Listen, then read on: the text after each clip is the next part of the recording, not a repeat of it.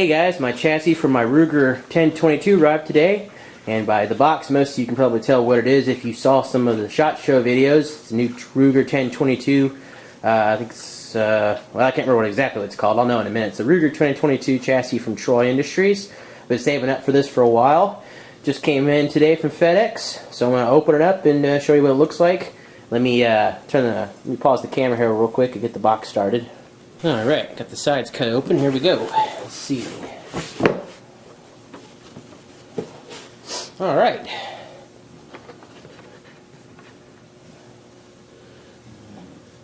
Saw this at the SHOT Show, and the Tapco kit I had I liked, but I saw this and I'm like, this looks like a vast improvement. It's got the nice integrated backup iron sights, flip up iron sights, whatever built into it. Takes a standard pistol grip, standard AK buffer tube, or AR, I'm sorry, buffer tube assembly.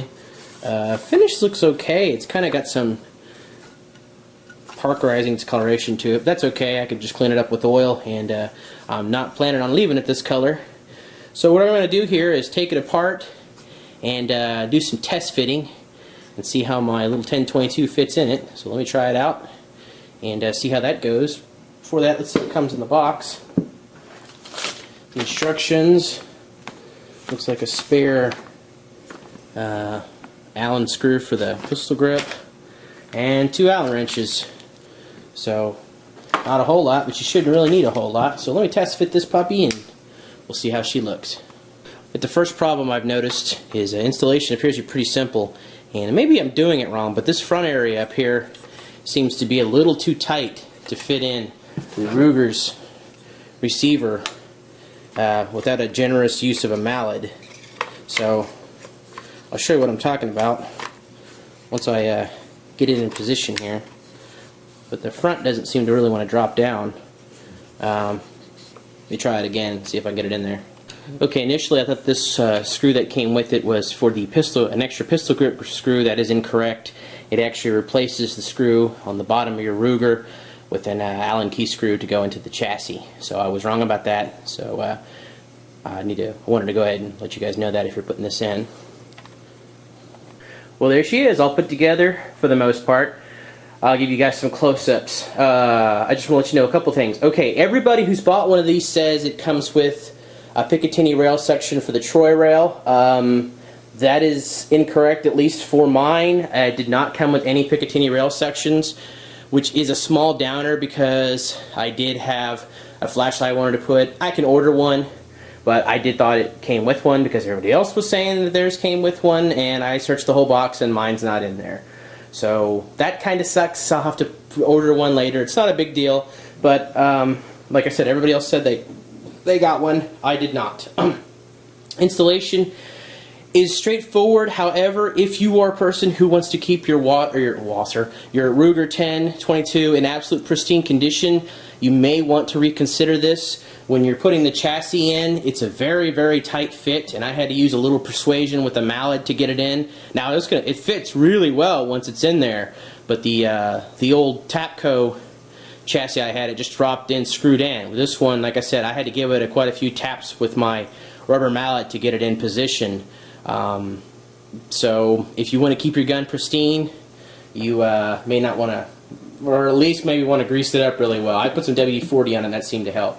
That didn't do this. This was me. I was changing out the charging handle for a larger charging handle. I'll go over that when I test the whole gun and scratch the crap out of it. That's my fault. So any marks would be on the front ends of the receiver. But it fits very tightly. Other than that, it's a breeze to install. You just tighten the Allen screws down here, tighten the screws here, use a little bit of Loctite, and it'll screw right up. I changed the pistol grip it came with for a Magpul Mo K pistol grip. You can't obviously use one of the standard AR-15 pistol grips because it doesn't have that dovetail up. Right now I'm keeping the standard stock. Later on I may change out for a Magpul, like a CTR or something, but for right now this will do fine. So here's you a close-up of it. It's very light. This is, of course, that new Tactical Solutions barrel. Once I test fire this sucker and make sure everything works, I'll do a review over the whole thing. And the sights are popped up. And, of course, these are the standard Troy folding battle sights. It feels very much like an AR-15, so for those of you who want to train with your AR-15 but shoot 22s but don't want to go buy a 22 AR-15, this feels just like holding one, basically the same weight. It's very nice, it's very well put together. Installation for the most part is pretty easy. Kind of disappointed I didn't get that rail section, but that's what I get for listening to everybody. The magazines fit in and don't have any more wobble than the standard magazines, which I think have just a little front back. So they seem to work. Strapped just like normal. They go in normally. Can't do it from this angle I'm on, but so far, yeah, it's really nice. I don't know if it's worth $300. I would say if they got rid of the integrated sights, they could probably knock $150 off of it. But it's a very nice thing. So you know, you get what you pay for. And $300 seems a bit iffy. You could buy another Ruger for that. But if you're going to be shooting it for a long time, and if you are planning on mounting a bunch of crap to your Ruger 10-22, putting it in an AR configuration would make that a lot easier. So, you know, I'll see when I take it out and test it. I would definitely recommend, if you are going to do this, if nothing else for aesthetics, to change out your barrel with the real thin factory barrel with the front side up here. It would look kind of retarded. So this makes it look a lot meaner. And if you didn't know it was a 22, you sure would know from just looking at the gun. It looks like something that would make Diane Feinstein wet her pants. And it's just an old semi-auto 22. So, which actually I may make a feature review about that, because now technically my Ruger is now an assault rifle, when all I did was just make it a little bit easier to carry around with me. So I'll make a whole video about that later. So, kind of rambling here, but yeah, we'll see how it goes. But I like the way it looks for sure, and it was pretty easy to install, pretty idiot-proof. So if you guys are looking at it, you may want to consider it. I'm going to take her out shooting pretty soon. I'm probably going to refinish.